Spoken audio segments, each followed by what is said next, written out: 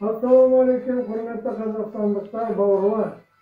Haqqın mulayatın, жарықтың заратın, нұрдың молығатын, тіршіліктің жаңаратын, өмірдің жаңғыратын, пейілдің түзелетін, көңілдің кеңейетін кезеңі Наурыз мейрамы құтты болсын.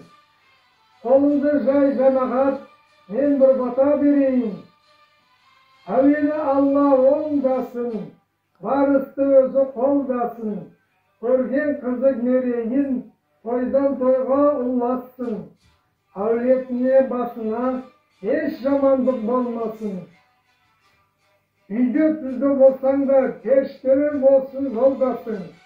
Тату тәтті тіршілік елімізге орнасын.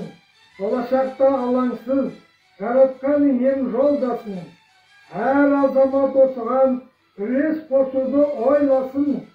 Біз тілектіз адамбыз, періштелер әумин деп, бір Алла бізді қолдасын.